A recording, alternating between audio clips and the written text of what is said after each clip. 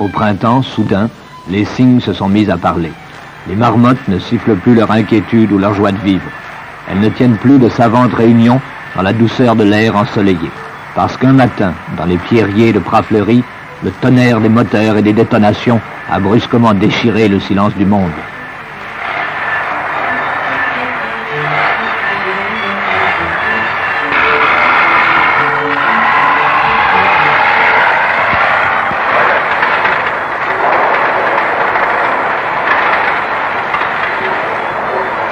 Dans ce lieu qui nous y inclinait, il n'y a plus de place pour la rêverie. L'éclatement de la pierre sous l'explosif et le vacarme des pelles mécaniques préludent à la grande aventure. L'opération béton est déclenchée. Impitoyablement, les plus puissantes machines labourent sans trêve les flancs du glacier. Car pour tenir le rythme de la campagne, il faut extraire chaque jour de la moraine au moins 15 000 tonnes de matériel brut.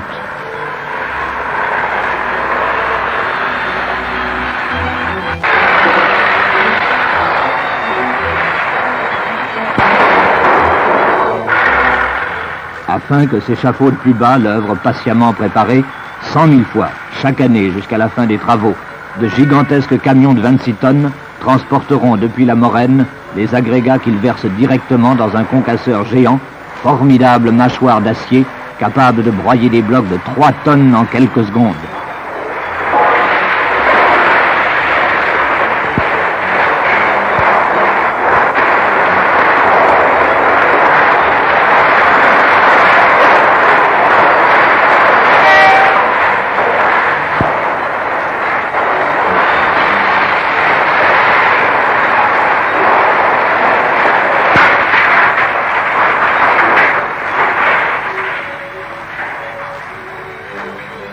Et le jour, comme la nuit, la course hallucinante de ces millions et millions de molécules arrachées à la montagne se poursuit.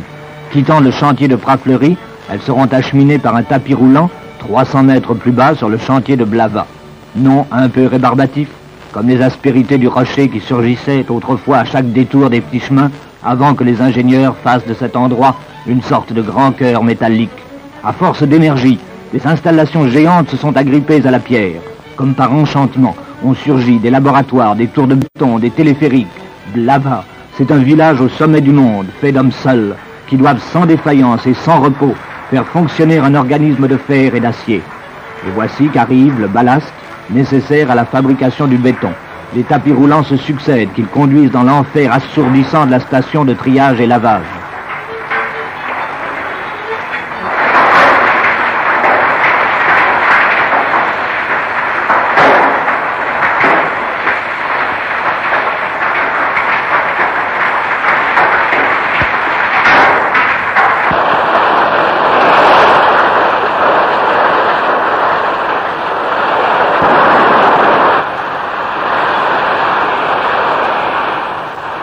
L'installation de triage, lavage et concassage secondaire du chantier de Blava permet de fabriquer, en partant du matériel tout venant de 120 mm à portée de Prafleury, le sable et le gravillon nécessaires à la composition du béton. Incroyable et merveilleuse machinerie, des trieurs laveurs, des concasseurs giratoires, des moulins à marteau et à cylindres, des élévateurs, séparent et divisent tour à tour le ballast en 4 catégories de gravier, échelonnés dans des dimensions de 1 à 120 mm. Ces différentes catégories, parfaitement propres, sont alors transportées séparément par tapis roulant et stockées dans d'immenses silos de réserve où sagement elles attendront le rendez-vous de la bétonnière. Il ne manque plus que le ciment. Le voici qui se promène pendant 2 heures tout au long de la vallée des Rémences avant de parvenir à la station d'arrivée du téléphérage. Alors, chaque 30 secondes, en même temps que 400 kilos de ciment, c'est un peu d'air de la vallée du Rhône qui pénètre sur le chantier.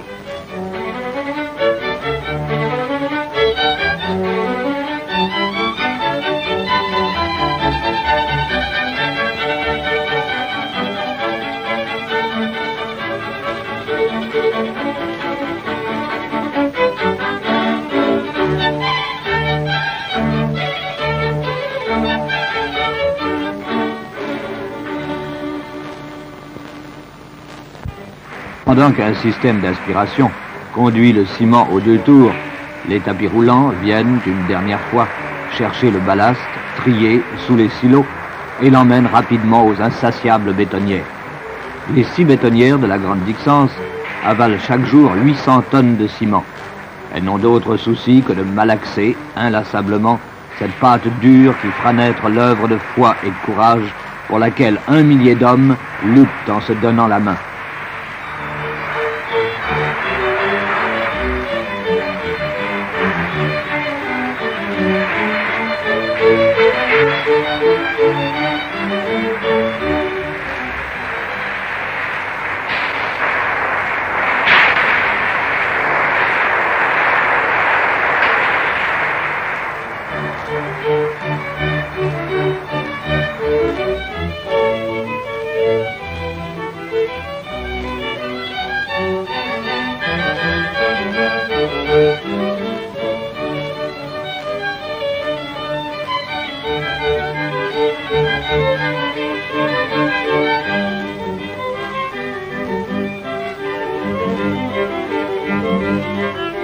Une fois le béton tiré, des camions spécialement équipés, les silobus, s'en chargent et le versent dans la benne des Blondins, qui achemineront à leur tour le précieux mélange 200 mètres plus bas sur le lieu du bétonnage.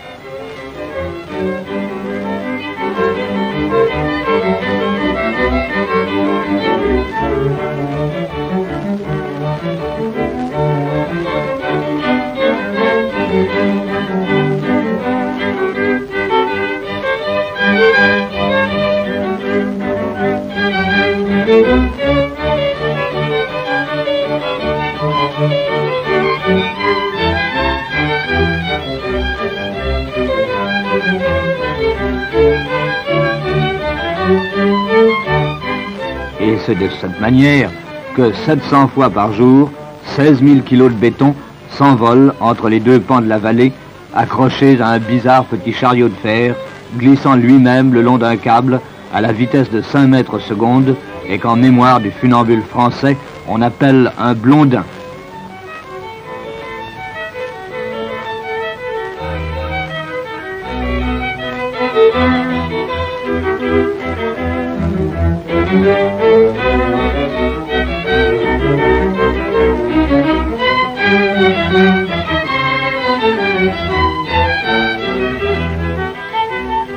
Il y a 4 blondins, entraînés par un groupe électrique qui fournit le courant continu nécessaire à la marche de chacun.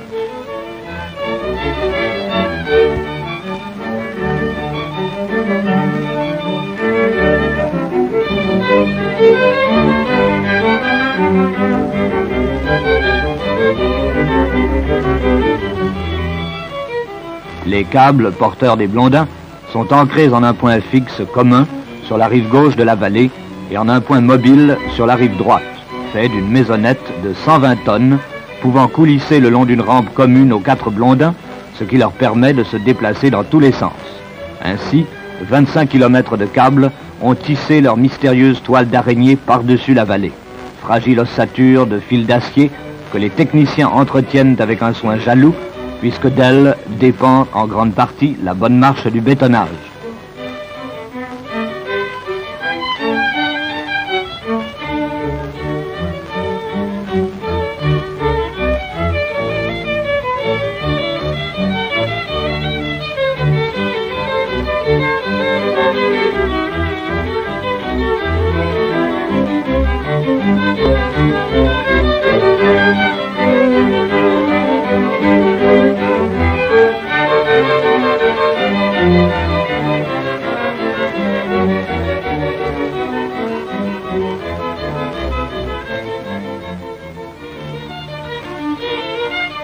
Avant de descendre sur l'emplacement du futur barrage, jetons un coup d'œil au laboratoire d'essai qui surveille la fabrication du béton.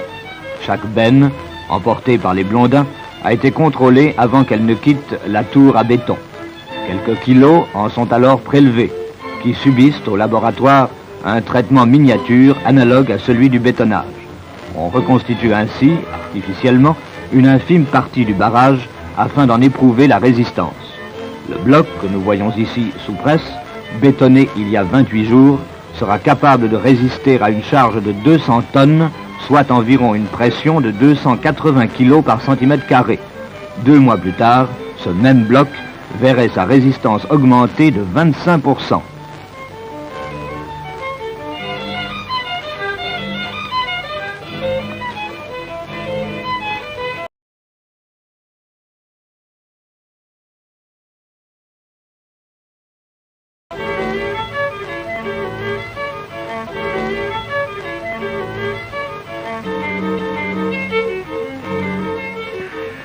Le nouveau barrage de la Dixence est situé 500 mètres en aval de l'ancien, bientôt enseveli dans le formidable bassin d'accumulation qui se prépare. Les installations du chantier ont été conçues de manière à permettre la mise en place quotidienne de 4000 mètres cubes de béton, soit chaque jour la quantité de béton nécessaire à la construction de 4 grands immeubles. Chaque homme, ici, travaille 11 heures par jour et les équipes de nuit et de jour se succèdent sans trêve pour mener victorieusement ce combat prodigieux. Le bétonnage se fait par blocs successifs, qui s'étagent ensuite et s'emboîtent les uns dans les autres. Quelques minutes après avoir pris charge à Blavat la précieuse cargaison de béton, la benne du Blondin arrive sur les blocs. Mais elle est aveugle. C'est un téléphoniste qui dirige la manœuvre et donne au conducteur du Blondin, assis dans sa cabine à 1 km de là, les indications utiles lors de l'arrivée et du départ de la benne. En prochaine position. Extrait mésonnaire et 2 mètres côté Sion.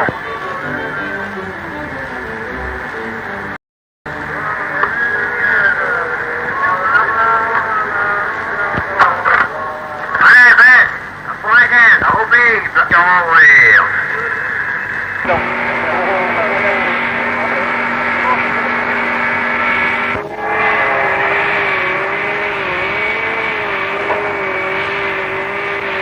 Attention, on va ouvrir. Lâchez. Stop. Allez, départ.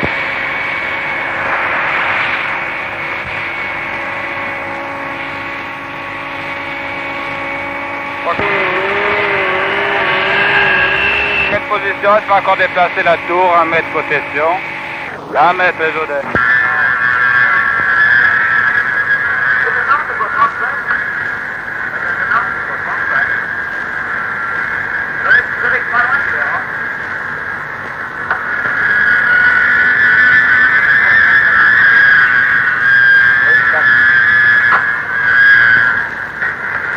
Stop.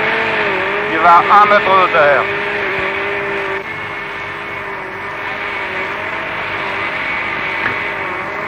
Baisse de mètre. Doucement. Ah. Stop. Et 100 mètres à Blavat rapidement, vas-y.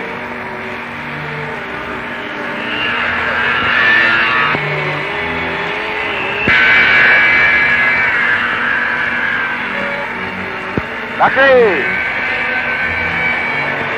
Stop, départ. Air pour la caisse.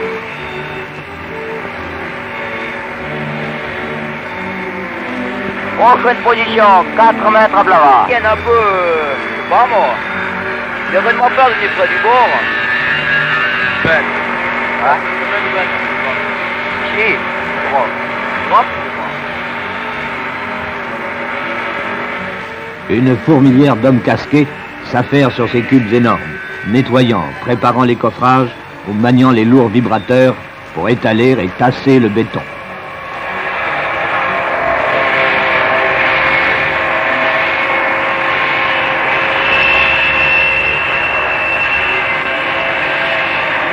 Pas de temps perdu. On monte avec fièvre les tuyaux de la future prise d'eau, où dans 3 ans déjà s'engouffreront chaque seconde les 55 mètres cubes d'eau qui doteront la Suisse chaque année de 1700 millions de kilowattheures.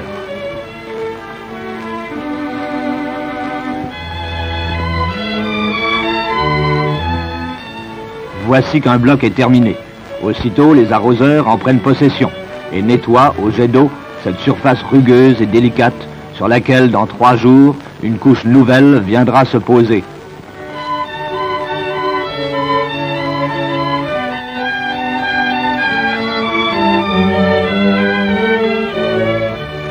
Ainsi passe la belle saison à la Grande Dixence. Et ainsi de suite, jour et nuit, pendant 15 ans, sur toute la longueur et la largeur du barrage, jusqu'en son couronnement, où l'on sera sur le plus haut barrage du monde.